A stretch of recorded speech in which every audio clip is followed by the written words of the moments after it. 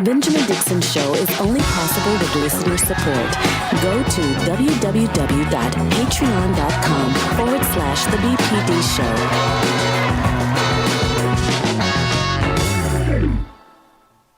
Today is Thursday. It is February 10th, 2022. Thank you so much for joining us at the Benjamin Dixon Morning Show. We have a jam-packed episode this morning for you. We will be speaking with union organizing champion, Brother Christian Smalls, who has been taking the charge, taking the lead on the unionizing efforts that we've seen at Amazon. A young Black brother who has come under attack from the corporate side of Amazon. He'll be joining us today to discuss the ongoing efforts to unionize Amazon warehouses across the country. We'll also be joined, in Like It or Not, of course, by Rebecca Azor on the clock with Georgia Fort. And I do believe that we have Brother Carl Mack with us this morning. I want to just jump right into some of the conversations. Brother Mack, good morning. How are you? Good, Brother Ben. How you doing this morning? You're looking good. Well, appreciate you, man. I'm doing well. And sometimes when you ask people how they're doing, some people want to tell you, I'm doing good, man. I had a wonderful time meditating this morning at the beach. And it is just kind of a thing that I've had to do while I'm on this particular assignment. I am covering a story, and it has taken me to a place where I just have found respite and some time to have a moment of reflection. And I shared a post on Twitter, a picture of it. And one of the things that that hit me this particular morning was this thought, and I have it on Twitter. If anyone, David, if you want to pull it up, it was just a little thought that came to me this morning. It said, "I am legend. Hear me roar. Something the world has never seen before. A free Black man? No, even more. A free Black people, evermore."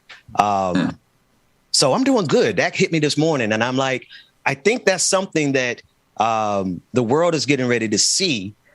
A collective of Black people who are not just free individually, but free collectively, a unified collective Black people who are free. So I'm doing pretty good this morning, Brother Mac. How you doing? Good, man. A thought hit me this morning, and I think I'm about to do a commentary, and I'm gonna call it "I Spotted India." And basically, I'll be talking about the courage of India I read to tell Spotify. My dignity and my self-respect is not worth the few pennies you want to pay me so that you can now pay someone else to insult me. So that's the title of it. That's right. I Spotted India. Wow. What is going on? Both of us probably need to wake up and turn on some Saturday morning cartoons or something, because our mornings be intense. But here we are. On a mission to cover not only what's happening in the world, but to contextualize it from a historical perspective. So, hey, Google, what happened today in Black history? On February 10th, 1927, performer Leontyne Price was born in Laurel, Mississippi. Accepting a scholarship to the prestigious Juilliard School of Arts, on January 27th, 1961, Price made her Metropolitan Opera debut in Il Trovatore. Her performance was so outstanding, she received a 42-minute ovation. Leontyne was the first Black performer to ever achieve worldwide status as prima donna assoluta, the leading female soloist in the company. Adapted from Black Heritage Day 4 calendar by author, lecturer, and civil rights activist Dr. Carl Mack. Laurel, Mississippi. I know Laurel, Mississippi. I grew up around Brookhaven, Mississippi, which is just a little bit south of Jackson, which I know is some of your stomping grounds. Absolutely. So ain't a whole lot to be said about, the thing that I love about Leontyne is not only is she from the great state of Mississippi, but the fact that, when we think about our accomplishments, it's reading about people like her that drew me to even the arts of opera, and to know that she's a worldwide prima donna, a diva. Yeah. This is the beautiful thing. So today we celebrate 42-minute standing ovation. 42-minute. That's when you bring the house. That's when you bring the house, when you get it like that, right? That is Black excellence. That is Black magnificence, to be quite honest with you. At its best. Yeah, no, absolutely love it. And obviously, this is from the Black Heritage Days 4 calendar. You can get it at blackheritagedays.com. And that is from Brother Mac. Brother Mac, I know you've talked about it pretty regularly, but the calendar is significant. It is a cornerstone now for my family and everyone I share it with. Just tell them a little bit about that journey, because it's not just a calendar. It is a journey to put one on the scoreboard for history. It's a journey for history, if anything else. Yeah, without question, I think most of us want to know more about our history, more about our experiences. We want our children to know more. And so being you and your family represent one of the reasons why I wanted to do this calendar is that, I know that you can go to any local library. Well, back at the time when I started doing it, you couldn't go to any local library because if you went to a library, there was a very small section of books about us. And usually those books focused on some of the well-known people that we hear about over and over again. And I won't mention their names because I don't want to diminish their contributions and efforts to this country. Or it focused solely on slavery. Rarely would you hear about Blacks in opera, people like Leontine Price or Grace Bumpry or Philea Bashula, who at the age of 7, had written over 50 compositions. Wow. Had one of her compositions performed by the Metropolitan Opera. So you wouldn't hear about us in the arts like that. That's so right. It when I wrote it, it was a way for parents to be able to say, look, even though I don't have this knowledge, this research, and maybe I ain't got time to go get the books. So here is something that every day can take my child and take me That's right. through a journey of every aspect of America and show me the great beauty and contributions that we as a people have given to this country that is so absolutely dismissed in what we know as our education, be it public or private. So last night, so we're homeschooling our kids. We're homeschooling our kids first and foremost because of the pandemic. That was a decision my wife and we made 2 years ago when this thing started. We started homeschooling our kids. But we finally, after much research and quite honestly, Brother Mac, connecting with you and the sister that we had on the show, we finally found curriculum and a community that helps centralize our Blackness in our homeschooling. And they had a pop quiz. They had like a little game last night. And my babies won. They got, I think it was like second place, but to me, they won because they knew the history. The game was Black history. Mae Jameson, Bessie Coleman. You know what I mean? And my baby girl was just raising her hand. Go ahead. Well, Black Sisters in Aviation. Speaking of that, my son and I had an essay to write last night. So I'm trying to get him in this different school and he needed to write an essay. And so the question, quite frankly, was that this school, their science department created a time machine. And if you could pick any point in time in history, where would you go and why? And so my son chose the 1960s and his thesis sentence was, I chose the 1960s because I actually wanted to see some of the great leaders during the civil rights movement. I also wanted to experience firsthand what it was like to be Black during that time. And then I wanted to meet people, young children my age, and see what they did for fun without the technology that I have today, meaning the cell phone, the computers, or an Oculus headset. And so in his journey, after he literally went back to August 28, 1963, to March on Washington. And there, he's talked about seeing King, seeing John Lewis, James Farmer. To hear my son list these names and know these organizations. And then he talked about driving from D.C. to Jackson and along the way stopped at a hotel because he was so tired, but the hotel said it's whites only. He finally pulled to a rest stop. He went to sleep at the rest stop. Folks saw him sleeping, called the cops. The cop wake him up, pull him out of his car. He said, look, I didn't do anything wrong. But next thing you know, he's getting beat down by the cops. And so in his conclusion, he said, look, I'm glad I didn't grow up in the 60s, but I'm so humble and grateful to those who paved the way to make life better for me today. It's a beautiful essay from my son because he knows, he's learning that experience as a Black man. And so I'm just humble. I'm full this morning. Yeah. Black joy. Liberation joy. There's something else, Brother Mac.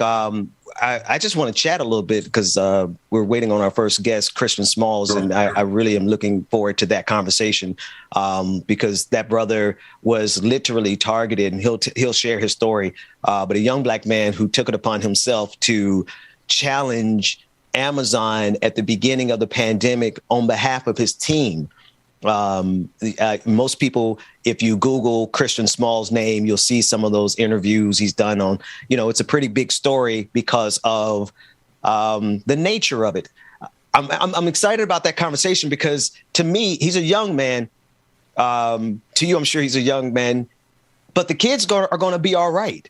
I'm not trying to dismiss him as a kid, but he just represents the next generation to me. And listening to you talk about your son and me being excited about my kids and that, they came in second, okay, maybe third place. I don't, maybe they're going to watch this, but they won to me, the fact that my babies knew those names and they knew the history and they just weren't hitting the buttons on the phone fast enough. If you ask me why they didn't come in first, but it's just a testament to the fact that if we root our education in our history, something starts firing off in our kids' synapses that just connects the dots for them at an earlier age than some of us. Because quite honestly, I'm learning alongside with them on some of these stories, some of these characters. And so, Ben, even when you talk about Brother Smalls, and I think you mentioned him before, and that now he's no longer with Amazon. Am I correct? Mm-hmm. That's correct. Amazon pushed that vendetta against him. But see, think about it. See, his name now goes into the pantheon of those great Black leaders who made that sacrifice. Now he can be alongside of Kurt Flood, who swung his back for free agency, even though he stood out there by himself. His name now goes along that of those of the Ali Summit, Jim Brown, Bill Russell, Kareem Abdul-Jabbar, who was then Lou Alcindor. And remember, when Lou Alcindor was there at the Ali Summit, he was still at UCLA playing basketball. None of these guys were under contract, but they said, I am my brother's keeper. His name now goes along the side of those of Venus and Serena Williams, who challenged tennis to say that, no, women ought to be getting the same equal pay that men get in their tournaments. His name now goes beyond the size of a Colin Kaepernick that maybe he sacrificed his career, but he did it for a greater good. His name now goes beside the name of a Brian Flores. And when his name now goes besides India Irie. Yes, they were one person, but they decided, I'm going to take a stance. I'm going to challenge this system. And it may have come at sacrifice to them, but that is what greatness is. Greatness is when you do something that you personally may not benefit from, but you are doing it so that others behind you will have an easier road to toe. And so to this brother Smalls, if we don't get a chance to talk to you this morning, my brother, I need you to know that as an older man, as an elder, I am humbled to understand what you have done for us as a people. God bless you, my brother. Yeah. And trust and believe when you meet your day with the makers, when you walk up into that place where our ancestors are, they will smile and nod at you and say, my son, job well done. Man, look here. That's the best introduction I've heard ever. I feel like that's that's like a Steve Harvey introduction. Put your hands together and show your love. Because to be honest with you, Brother Mac, I had not contextualized it or thought about it in that way, because it's hard to realize what you're doing as you're doing it. That's right. We'll talk with him. He'll tell his story a little bit more. But everything that you say, that's absolutely the truth. But Ben, that is the power of history. These are the lessons that lie dormant in our history when we don't know them. This is what lies dormant, right? When we do not know them, like case in point, if you connect the dots between Toussaint L'Ouverture and Gabriel Prosser and Nat Turner, okay. What Toussaint L'Ouverture did in Hades was he defeated Napoleon. He ended slavery in Haiti through the Haitian Revolution, right? And the white folks in this country certainly didn't want that story told, because they didn't want Negroes, enslaved brothers and sisters in this country, to hear of what you could do if you simply stop bending your back and straighten it out. Now you look at the Toussaint L'Ouvertures and how his actions, his efforts gave strength and motivation to those like a Gabriel Prosser or a Nat Turner when they led their revolts. This is why we have to have history. So when I hear a story like Brother Smalls, I instantly go back inside of history and remember the people who were the catalysts, who finally stood up and said, I'm sick and tired of being sick and tired. We ain't gonna deal with this no more. And if it comes to great perils to me, I'm willing to do it. So even when I was in Seattle, NAACP, and I got arrested for protesting the killing of an African-American man at the hands of what I call unlawful law enforcement, I worked for King County government. I was protesting King County law enforcement. I was protesting the hand that bit me. And people said, Carl, I don't understand why you would do that. And I said, it's because you don't understand history. And that's why history will never remember you. Because you're afraid. You're afraid of your history, and you're afraid to stand up for something that's much bigger than you. And so you, Brother Smalls, I pray, God, that you look back on this and you know that this morning, not only has this conversation with Brother Dixon filled my heart and what you are doing with your children, Ben, but what my son brought to me through that essay, and then you, Brother Smalls, the courage that you have shown through this, through all of this. I'm so proud of you. And I love you, black man. I love you. Hey. It's the best damn place to be every morning. I don't know. There's not another place to go where you can experience this. This show has range, and it's an important range, a depth. I want to juxtapose a couple of other stories that we have coming up. In Like It or Not, we're going to be talking about the Black school board chair woman in Georgia who is under attack by Republicans. She is another soldier who is taking it upon herself to lead in the Department of Education, in the area of education in the state of Georgia. It's a story covered by my sister, Noah Changa, over at news1.com. We'll be speaking to Dr. Johnson coming up in Like It or Not. And of course, Georgia Fort, as much as Georgia is available, because she is literally, Brother Mac, she's literally out there on the scene right now in Minnesota. Yeah, it's going down over there because the people, despite the freezing temperatures, the people have come out in support of justice for Amir Locke. And Georgia Ford, if she's available this morning, she'll be filling us in on all the recent actions there. So I also want to salute Georgia this morning for what she's doing over there, keeping record of what's happening. Always. And Ben, I don't know if you heard about this young sister, and I cannot recall her name, but I saw a story about her yesterday. Young sister was at a swim meet. And in light of what happened to, I think, Amir in Minnesota, the sister, she was a swimmer, and her mother is a white woman. So I don't know if she was adopted or what, but she was at this swim meet. And when she took off her covers and revealed her swimsuit had Black Lives Matter on it. After she finished the race, one of the organizers told her that she was disqualified. Either she's going to take that swimsuit off or she'll be disqualified.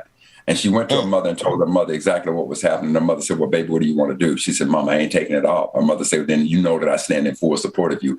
And they disqualified our baby. So the mother went over there to raise sand about it to no avail. And her mother said to her daughter, before we leave, we're going to call the local NAACP. They called the local NAACP. The president said, I'll be down there in 15 minutes. They came down there. And this is of all the organizations, this is at a YMCA that this event happened. Right. Okay. And so now they sitting there arguing. And guess when the change happened, Ben? The change happened the same way it does with cockroaches. What happens when you walk in the room and you turn the light on? The cockroaches scatter. So once the media showed up, all of a sudden, the sister, the little baby child was no longer disqualified. But you know, when they had little sister on CNN and I'm listening to her interview, I was so proud of the fact that she took that stance. I was so very, very proud of her. And so you got to understand that this child will be able to relate to an India Irie. This child will relate to you got to believe somewhere along the line she was inspired by Colin Kaepernick. You got to believe that she may have been inspired by Brian Flores. You got to believe that when she goes and reads about Kurt Flood, she's going to see herself in there. You got to believe that when she looks at Harriet Tubman, she's going to know just part of that spirit is right there with her. When she hears the words of a Sojourner Truth, she going to know that is the legacy from which this young queen is formed. My heart is full today, Ben. It is absolutely full today. Yeah, Brother Mac, Dr. Mac, I need you to write a matter of fact, Now, let's be real. This is why they should get the calendar, because you have a way and the ability to summarize someone's life. And it's not even eulogizing, right? It's like you could do it for somebody in history and you could do it for someone presently. And you summarize some of the contributions of these historic Black figures in the calendar, and you put it in a way of words where you kind of get a good grasp in less than 200, 300 words sometimes, or 500 words. You get a really firm grasp of this person's life. Don't do mine yet, because, do one for me, but I got a little more work to do. But I would love for you to do that for, I think anybody should have that done for them. But Ben, let me say this. I don't want to believe that it's just that I have a way with words. The thing that I want people to understand is that when you get inside of our experience, just like when you watch any of these stories, just try to put yourself in the shoes of a Colin Kaepernick, where you know what's at stake. Try to put yourself in Brian Flores' shoes. Try to put yourself at that swim meet as that little 12-year-old Black girl, where these adults are coming to you, telling you either take, and the little sister had another swimsuit, but just try to put yourself in there and knowing that you finna make that decision right here, right now, and what's at stake. That's right. Just try to put yourself in the. Try to also put yourself in the position of this young brother. We have him on the line, Brother Christian Smalls. I know he is organizing today as well. So, brother, thank you so much for joining us this morning. How are you? I'm good. Thank you for having me. Good morning. I can Smalls, barely. Good morning. Dwayne Patcham to me, Brother Smalls, we've had a chance to talk about you a bit this morning, and I want to appreciate you for coming on. Before we get into what's happening right now, because there's action that's happening right now. There's organizing that's happening right now. But how did we get here? Could you tell the people a little bit about your journey and your leadership in this unionizing effort at Amazon? Sure, absolutely. My journey started almost 2 years ago. Back in March of 2020, I held a walkout out of the same facility that we're unionizing, JFK in Staten Island, over the health and safety concerns when COVID-19 came into play in the beginning of the pandemic. Amazon failed to protect its workers. I felt the need to take further action. And when I did that, the company retaliated against me and they terminated me. When they did that, they pretty much motivated me to continue organizing up into the efforts when we saw the RWSU last year begin their campaign. We felt that this is time to start here in New York. And around April of last year, that's when we began our campaign here in Staten Island, a little over 9 months ago. So here we are today, getting ready to get into an election. To be determined, the date and regulations. Next week, we go to court with Amazon on February 16th. Brother, and shout out to all the people who are organizing, because this is a massive effort. This attempting to unionize a company the size of Amazon, even if it's just your local warehouse, is a monumental effort because, well, you don't get to be the size of Amazon. Now, this is my commentary. Don't attribute it to anyone else on the screen, but you don't get to be the size of Amazon without doing a little bit of exploitation of labor and union busting. Now, I was speaking with Jordan Sheridan of Status Quo earlier this week, and a video leaked of those actual efforts where Amazon was trying to intimidate union organizers. Can you tell us a little bit more about that? And where is that particular warehouse in proximity to the one that you're unionizing? So, this is actually the video that we are referring to. This is actually the same warehouse. This is JFK Staten Island. This happened on Monday morning. Several of my organizers, because we organize from within and we have a really good stronghold within the building, we had the heads up before they even started the captive audiences. A worker reached out to me, sent me a message saying, hey, today they're going to be bringing them back, the captive audiences that they had in December. So I said, okay. We had a meeting with my organizers, and I said, you know what? Let's put together a plan to effectively go in as a collective and shut them down. And that's exactly what we did. We crashed one of the meetings in the morning as a group. We walked in. At first we hit some bumps. Workers were a little like taken off by surprise. But, we made sure that we gave the workers, we even gave the union busters a chance to explain the non-facts, and then we rebutted. And at the end of our rebuttal, the workers sided with us because it made sense. That's right. Anything fighting for more money, $30 an hour sounds like a plan to me. And the workers were believing us, and we were able to successfully shut down the captive audiences for that day. Dr. Mack. Brother Smalls, let me just simply say this. I am absolutely humbled by your strength, your tenacity. I'm just absolutely humble. And I just want to say on behalf of a grateful people, as a brotherhood in this group we call Black men, you stand as a king, young lion, and I'm just humbled by you. I'm proud of you. And just fight that good fight. Win, lose, or draw, brother, you have won in every shape, form, or fashion. I look at you as you didn't hear this part earlier, but I look at you in the same eyes that I look at some of the great iconic leaders of our day, the Frederick Douglasses. And you may not think, brother, I'm not a Frederick Douglass, but trust and believe. When you think about what it is you're doing, you are in that genre of the Frederick Douglasses, the A. Philip Randolphs, those who have led and paved the way, and sometimes at a great sacrifice. And I just want to say to you how proud we are of you, Black man. Thank you. And we love you, man. That's right. Thank you. I really appreciate that. Yeah, no doubt, man. No doubt. Okay, Christian, I want to pivot just a little bit with the time that we have left. Could you tell the people how, because I know you're actually out there, and I'm not going to hold you. What do Black people need to know? What do progressives, people who stand with unions and organizing, what do we need to know in order to help in this moment? What can the average person do to help you all in this effort? Yeah, the number one thing, we got to make sure that we're amplifying this. This is really underreported, what's going on in New York.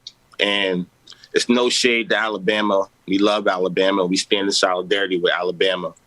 But what we got going on in New York is independent, it's worker-led. There's no national established union behind it. There's no resources behind us. This is really raised by grassroots campaigning. The workers are in the driver's seat. We have a GoFundMe that we're using to feed these workers that we do every day. We feed workers every day. We provide financial relief. We provide housing for workers that are unhoused. We've done a lot of great things in this campaign that I'm really, really proud of. So we're just asking anybody that can't come on the ground to organize that, whether a demonstration or come to the building and volunteering, to donate. Donate to our GoFundMe at AmazonLaborUnion.org. You can find it on our social media at Amazon Labor on Twitter, at Amazon Labor Union, Facebook, Instagram, and TikTok. That's myself as well. Follow me and please support us. This campaign to be one of the most historical campaigns in American history. We've done a lot of great things, and we're hoping to be successful and be the first union for Amazon in American history. That's right. That's right. Brother Christian Smalls, thank you so much for your time, brother. We want to stay connected with you as you go on this journey. And again, yes, shout out to all the boys and the ladies and the Black women organizing down at Bessemer, Alabama, the Bamazonians. Shout out to them as well. Thank you so much for your time this morning. Hey, Ben, before you go, and Brother Smalls, I'm going to tell you what. When you talk about needing resources, given that Jeff Bezos gave $100 million to Van Jones, a Black man, hey, Van, if you can hear the sound of my voice, why don't you use some of that money to support the efforts of Brother Smalls and what these folks are getting? Because Lord knows that given that Bezos is worth $100+ billion, you would think that in this capitalistic society of what these brothers and sisters are fighting for fair and equitable wages, and because you being a former member of the Obama administration, you would think that you'd have some heart and soul about that. And if he gave you $100 million, I think you can use a little bit of that money in the direction, put a little bit of that money in the directions of Brother Smalls.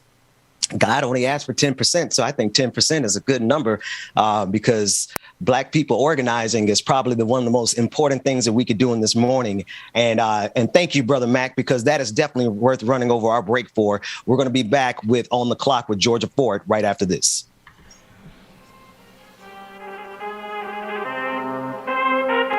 I need all the wins, yeah. Ain't no L's, I gotta get a no call to quits, yeah. Gotta keep on moving no matter how hard it gets, yeah. Better move out the way, cause I'm coming with harder hits. My head is as hard as a brick, but I'm harder than all of this. You better move, you might get knocked out. You better move, you might get knocked out. Good morning, people. Y'all know the voice, y'all know the sound. You might get knocked out. It's your boy James Williams. DJ Exclusive is in the building. Good morning, everybody. On my sleeve, stretch, shield my greed. That's how I get it. Success ain't no given. Some days I don't eat, I don't sleep. When I'm focused, I'm dangerous. They don't want it when I'm anxious. Ain't no limit till I tank. I'm running on fumes. The opposition don't amaze. The roads racing through the pavement. Get your hands out of my bag. I know that's because I've been in it. I don't need to brag. I guess that's what happens when you taking care of your business. But some family, you do the math. I'm out of my pocket. Houston, we got a problem. I ain't perfect. Let them watch me elevating. Got them knocks. Cause I'm the pilot in the cockpit. Nose diving in the house. And woo, woo. Watch how I get ahead. Watch how I get ahead. Watch how I get ahead. Watch out, set it up, bet you I shut it down, watch out, get a win. I don't think they really wanna come against the window, got a finger on the pin on a grenade. I ain't never been Good morning, everybody. Good morning. Good morning, my dad. I see y'all in the chat room. Good morning. That's the broken. Good morning to you. Hagen, Franco, what's going on? Laura Strada, Tyler Hagen, good morning. On and on it goes. Good morning. Alicia, good morning, sister. Love you, meaning. Brother Lateef, what's going on? Dan Boner, this is knocked out. Knocked out by knocked out. Snack Panther, what's going on, brother? Rachel Bannon, good morning.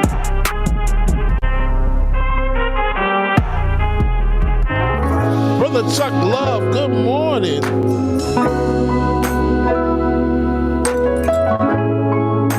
Indian Brown, what's going on? Good morning, everybody. Good morning.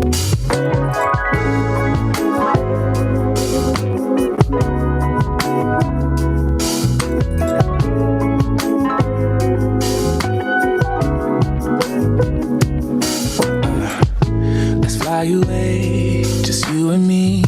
I need a little break from the city. Miss Nuru, good morning. Sunny Wright, Afraid Not. Jerry P. Brother Chuck Diesel, Stoic, good morning. Mary C, good morning. That summer feel, but I don't wanna go if you ain't with me. Let's make a home. Amber Layla, good morning to you. So tell me, baby, where would you like to go? Frost Banana, anytime. We're driving coast to coast. Dog Dragon, good morning. Iris Jones, good morning to you. I'm taking you to paradise, paradise. You know where we're going tonight, going tonight. Paradise, paradise. I'm taking you to paradise. So these are what I said, brother. I think I did just give you a new name, bro. Give out the prize, yeah. Unfortunately, y'all, I don't have the song person or the artist for this, but it's called Paradise. Let's see the sun and have some fun. Courtney, I'm so tired of Tiger, brother, what's up, Tiger? And you Courtney the SLP, brother Bryce, the big piece. See, for real, good morning. So tell me, baby, where would you like to go? Anytime, Franco, anytime. Corinne Ransom, good morning. Don't need to where we are. Should I say Chuck Love? I'm taking you to paradise, paradise. You know where we're going tonight, going good morning, tonight. Brenda. Paradise, paradise. I'm taking you to paradise, paradise. I don't even care about the price, yeah. Paradise, paradise. Melody Dennis, good morning. Come and take a seat next to me, babe. JP, I appreciate it. Take your breath away, baby. We deserve a break. Lily, good morning. Carter, I know I like this song too. With me. Marjorie, good morning. Let this pretty view take your breath Marjorie, away. yes, me too. Oh, this break, girl, let's do it. Cause I'm taking you to paradise, paradise. tonight. Paradise, paradise. I'm taking you to paradise, paradise. I don't even care about the price, care about the price. All right, y'all, I think we're ready. Dwayne, are we ready? Paradise. Environmental Coffee House, good morning to you.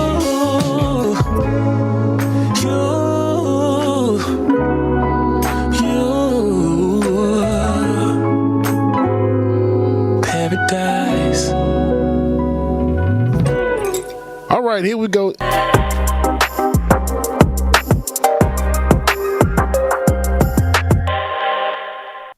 Good morning. I am independent journalist Georgia Ford. As many of you know, I have been following the death of Amir Locke here in the city of Minneapolis. And what we've seen most recently is students standing up, using their voice as young people, demanding justice for Amir Locke.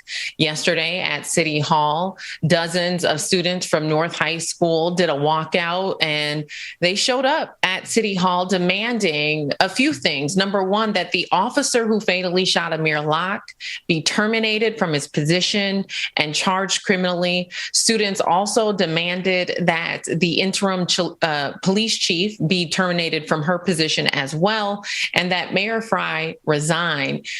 We heard some very powerful accounts from these students, some who have even experienced discrimination by police officers themselves or who have had a loved one. We heard students yesterday sharing their own concerns for little brothers or for their fathers who are going out into this community where we continuously see police killing Black men. It's something in Minneapolis that is a reality for Black residents and even our young people. I want you guys to take a listen from some of the comments we heard from folks yesterday. There has been 3 deaths due to police brutality in Minnesota within the past 2 years. And this ain't something that's just natural. These things don't just happen. And the Black community should not just stop until there is justice. And I mean by any means necessary. This will not be pushed under the rug or looked over. Amir will have his justice. And me and my peers will make sure that. So at the end of the day, as a community, we need to come together and make our voice heard, because clearly they don't see us. Clearly we are not a priority in the community that we live in. The same weekend, I lost a young man that I loved, that I watched grow up. And so, you know, community violence is one thing, police violence, it all hurts our community. It's all bad. And we're committed to doing the work.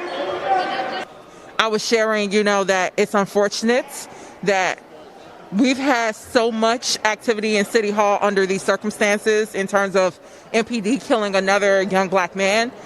For the past week and a half, we've had community leaders, mothers, like students say, why are we still in this predicament? And I just have to say, you know, as a council member, you're absolutely right. Leadership failed you. And that leadership is Mayor Frye. He has the sole authority over MPD. And for 2 years, we've seen promises be made that have went broken. We've seen lies be made to the public about reforms, and all of those things has led us to this moment. And it shows that there is so much pressure, and there is a responsibility, a necessary responsibility for leadership and the mayor to provide something different. And if not, it's clear the community is going to move forward with creating that different, either with them being here or not. Now, the last 2 voices there were city councilors. The first voice we heard from was a student who was participating in that sit-in at City Hall yesterday. One thing I would like to point out, I found out from some of the city councilors that specific doors in City Hall were locked, doors to prevent students from entering closer to City Council chambers or entering closer to where the mayor's office is located. And there was some disappointment by city councilors based on that decision that was made. They did not say who made that decision. I did ask them if they could find out if it was security that made that decision or if it was the mayor who made that decision, because I think it's important to note that Preparations were made to prevent students from accessing a public building that they should have access to. They should be able to do a sit-in in front of the mayor's office and demand that he be held accountable, as we heard one of the city councilors mention there. But Ben and Brother Mac, this is a story that we have followed for the last week. And here we are 8 days following the fatal shooting of Amir Locke. There has been no movement from the mayor. There's been no movement from the interim police chief on whether or not this officer is going to be fired or charged criminally. First of all, Sister Ford, again, I just, on behalf of a very grateful people, we are so grateful for your body of work and being on this story for as long as you've been on it and bringing it to us.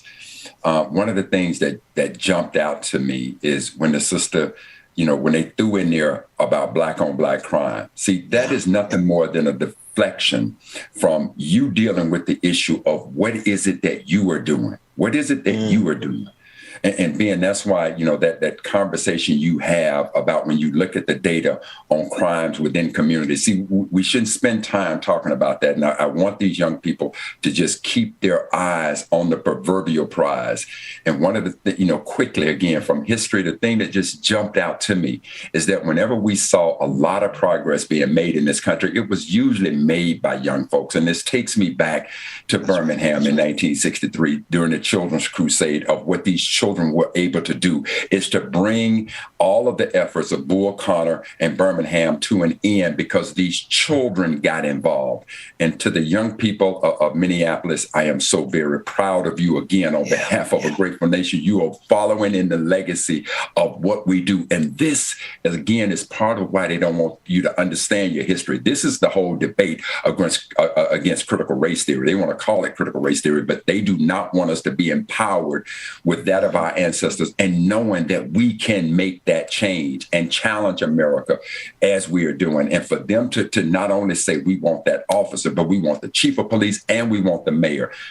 I love the critical thinking that our young people are doing. God bless them all. Yeah. Yeah. And Sister Ford, absolutely echoing everything that Dr. Mack just said. The politics of it all jumps out to me and is screaming at me because of the gaslighting we are getting around the George Floyd bill, which is dead on arrival, right? We have not gotten any real traction. There's been a lot of press conferences, a lot of symbolism. They painted streets with Black Lives Matter. They put it on helmets, but we haven't gotten policy yet. And what irks me in this story so much more is that now that they're talking about banning the no-knock warrants, didn't we have that conversation already? And why is it now that that was not followed when we had that? Or maybe I'm mistaken, but I just feel like this was a tragedy that did not have to happen if people had just done something after George Floyd was killed. Absolutely. Well, and I think it's important to distinguish when you say people had done something. I mean, Ben, absolutely. And what's also true is people did do something. There were so many community leaders. It was very fascinating and inspiring to see people activated in our community, people organizing, door knocking, getting signatures on bills like one specifically to ban no-knock warrants. Communities United Against Police Brutality, Jonathan McClellan with his organization, Zainab Muhammad, and so many others who did the legwork of drafting bills and getting signatures to support them. I was there when they delivered multiple boxes full of signatures to the governor's office. The governor would not meet with them. One of his aides sat there and spoke with them for probably about 20 to 30 minutes, but they delivered all of those signatures in support of, I believe it was 8 bills that would transform policing across the state of Minnesota. And when I talked to Michelle Gross about those bills, one of the things she says specifically about the no-knock warrant bill that was presented, she says that bill was watered down. She says, the bills that did pass, they got changed once they made it to lawmakers, and they got changed in a way where they could not be effective. And so here we are being reactionary again, instead of being proactive, right? Think about that. Had that bill have been passed in the way that constituents said that they wanted it, Amir Locke would still be here. That's right. Had lawmakers, had politicians who are in positions of power actually listen to the people, we would not be here, where you see thousands of young people, students who are leaving their classroom and they are pounding the pavement. They're saying no to their education today and saying yes to justice, yes to reform, yes to my life matters. Thousands. Yeah. And not just Black students. These are Indigenous and white and Asian students who walked out earlier this week and walked from Central High School to the governor's mansion, again, demanding that on a state level, not just on a city level in the city of Minneapolis, but across the state of Minnesota, that he do something to help protect their lives. But the only thing that we've heard from the governor at this point is that he has authorized the use of the military. He has authorized the National Guard in the state of Minnesota. And in his statement to the press, he didn't even mention Amir Locke's name. He said 2 days after Amir Locke was fatally shot by police that he was activating the authorization of military, or the National Guard rather, in light of the ongoing federal trial that's happening for the other 3 officers who are charged with violating George Floyd's civil rights. And so I think, these small nuances, the small thing of not even mentioning Amir Locke's name, I feel is dismissive of the larger systemic issue that's not just happening in the city of Minneapolis, but that we know is happening all across America.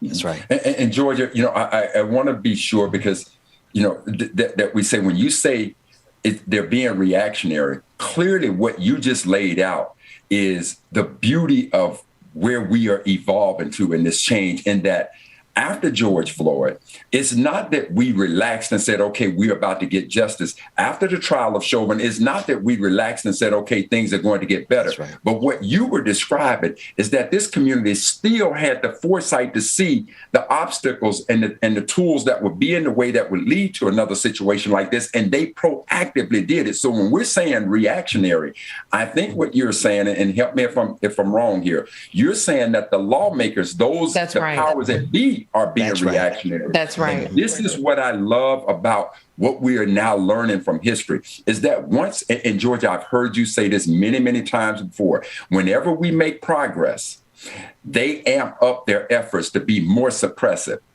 And normally they're successful in that because we let our foot off of the gas, off the pedal of making America a more perfect society. But yet the young folks in Minnesota and Minneapolis, they saw these things going. And even though they saw the progress, they still saw the other obstacles and kept that going. So for them to organize and take to the governor's office and take to these lawmakers solutions for these other issues that would continue to lead to this, and then they do nothing but water it down. I am so grateful for what they are doing of keeping pressure going. God bless them. God bless them. And shame on the governor. Shame on the really the state of Minnesota, because when you take a look at it, the same way we were talking about the death of our brother who was incarcerated in the Department of Sherrell. Brother Sherrell, correct. So all of these folks in power are just a sham. Now you want to call a set of lawmaking individuals a swamp. Clearly, that's what we are seeing, and I'm so grateful to you, Georgia, to see that footage of you on the streets with these young brothers and sisters organizing, not just being out there being chaotic, but being strategic in what they are doing. That is so incredibly powerful, and keep the hammer down on the mayor, on the chief of police, and on the governor, and make sure that when it's election time, no need to deal with the status quo. Let your voice be heard again. That's right. And again. See, they think we got short memories. I think that's one thing that they're counting on. And this is why the coverage is important, because this footage, this is coming from your team, Georgia, if I'm not mistaken. Like, this is literally you out there with your crew capturing this footage, and save for your efforts and the efforts of Black press, the company, we wouldn't be seeing what we're seeing right here. That's right. That's right. And, I unfortunately can compare and contrast the coverage as independent journalist that I'm doing with mainstream media. And, I'm reminded in this moment more than ever why there's a need to change the narrative.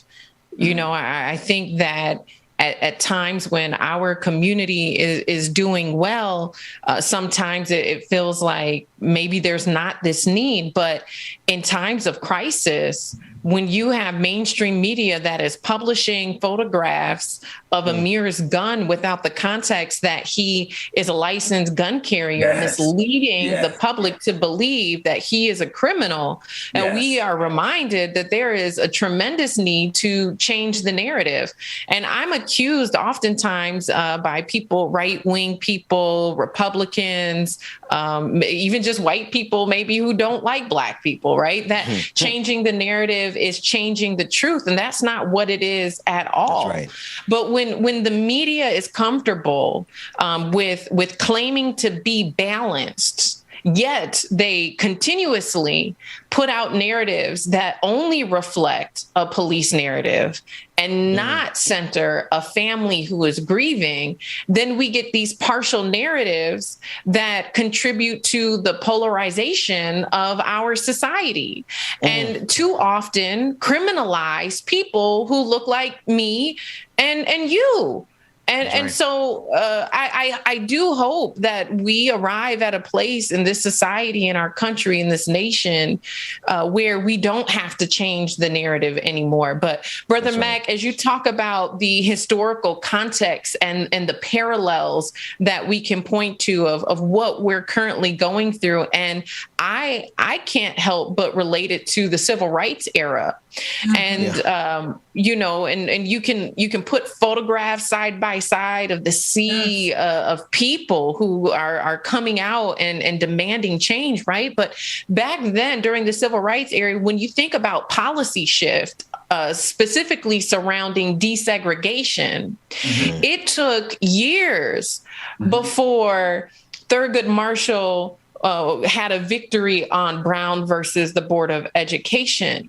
And even after the policy changed, even after segregation was outlawed, it still took years for integration. And so it's not just about a policy shift. You can change the laws tomorrow, but it doesn't mean that police are going to stop killing Black people tomorrow. Because what is also going to have to happen in this country is a culture shift, a mind shift, and a heart shift. And we know that historically, because you can look at the policy that changed surrounding segregation.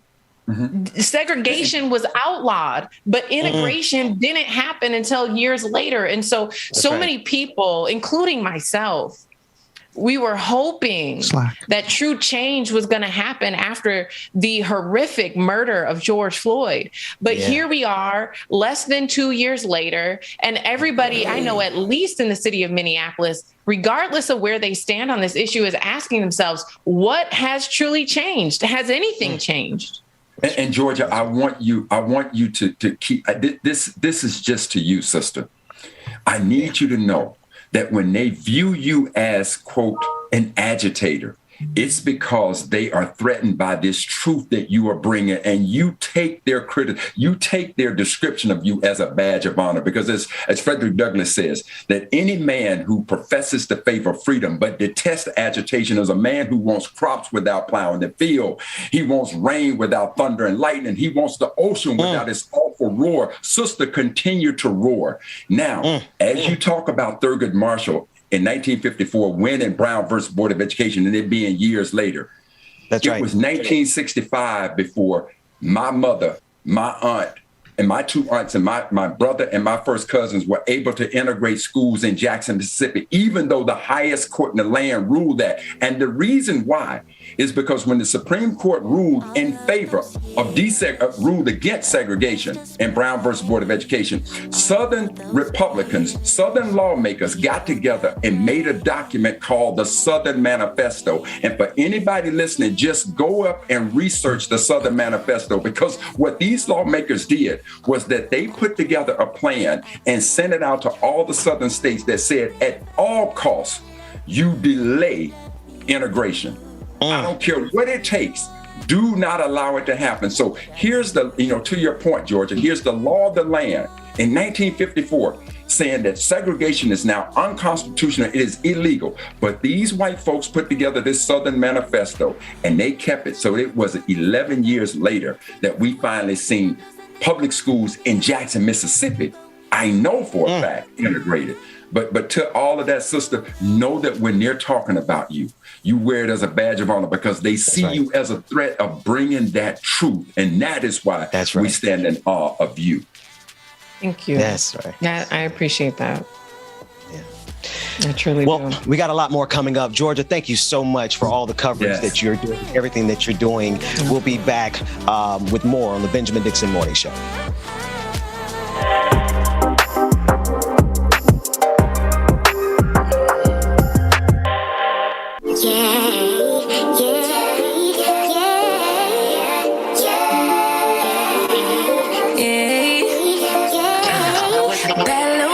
She wanna know me, I stay low key, all gas, no brakes, baby, let them hoes sleep. Body on 10, make your girl OD. I get my way, never out of my lane. Feel like you the one in the morning. Tarece, good morning to you. Mary C, Buster be good. What's going on? One ATL Country Boy, what's up? Baby, won't you keep me company? Give me something to do when I get lonely. I got something for you when we get home. If you let me put it down, when I hit the town, you just slide on me. Keep your minds on me. On try, baby, I think you should slide with me. Stay solid one time if you lie with me. Just promise you never lie to me. Keep the moves on tuck. I know it's all love. Everything good. Keep the vibes on crush. I know it's all good. Know it's all love. Okay, I hear y'all. Live playlist. I got y'all.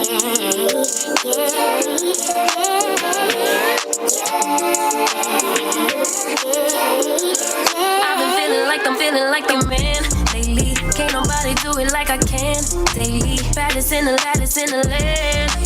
Body turn your nigga to a fanny up.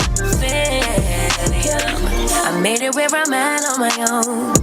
Had a couple blocks in the road, but I get to the bag on the loan. I be counting stacks while they grow. Yeah, you know me, baby. Won't you keep me company? Good morning to you. Give me something to do when I get lonely.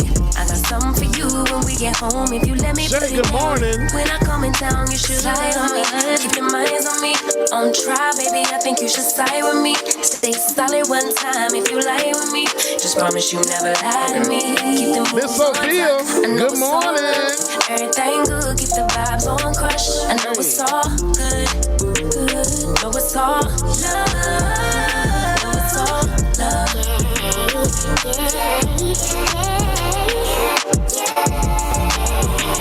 All right, y'all. Y'all welcome back to the screen. My brother from another mother, Benjamin Dixon, y'all.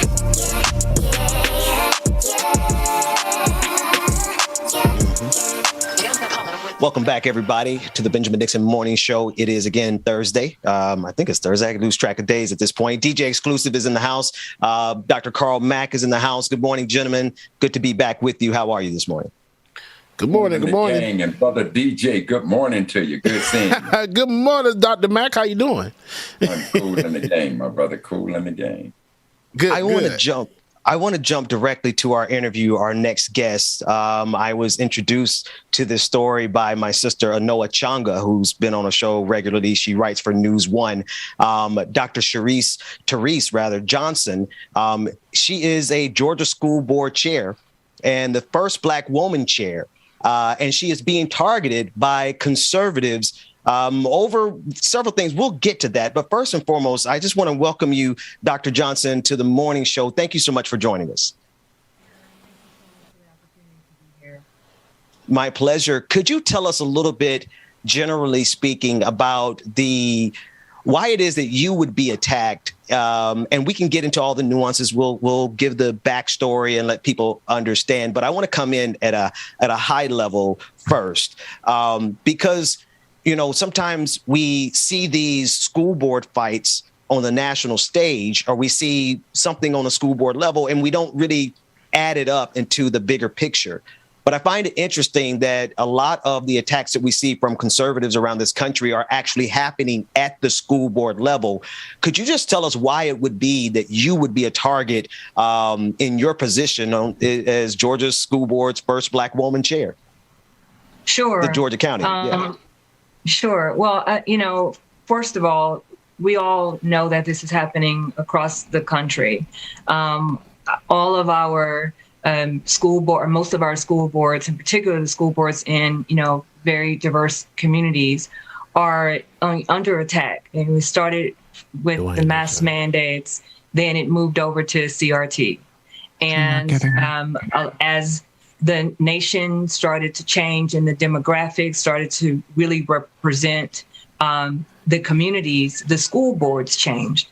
And so a lot of the hate is really coming from misinformation related to critical, race theory. It also related to people just really upset. They're upset with the change of demographics. They're upset with the change of power dynamics. And so it's just this time that, unfortunately, we're seeing, history repeat itself. We're coming off of the heels of, a very interesting time with the, former President Trump. And we saw an uptick in hate crimes in every area, and from in the Jewish community, Black community, Asian community. We saw hate just rise up, and it was emboldened under the former President Trump.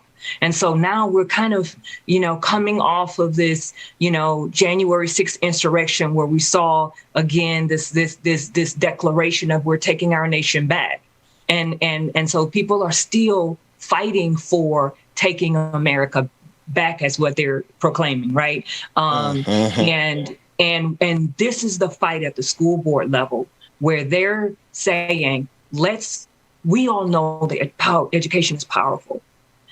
And this is really the foundation of our nation, is when we provide balanced education for our children, that we can change our nation, we can change the trajectory of the world. And so when you then look at the education system, then you say, well, what can we do to now change how our children think, so that we can use it in a way for indoctrination or for power control. And so, we see in many diverse communities, in many diverse school districts, where ethnic courses are springing up, where, teachers are now, teaching education in a way that really spurs critical thinking skills. And it's based on various perspectives, and they're introducing books, and they're, talking about race in a way that connects with the child's experience. And we have current events that has happened, from, the George Floyd to, so many other anti-Asian hate that has, increased in our nation. Kids are bringing this into the classroom, and they want to have discussion and conversation. And teachers are trying to, as best as they can, responsibly, with care, have these conversations. But most importantly, building the critical thinking skills of our students is so important.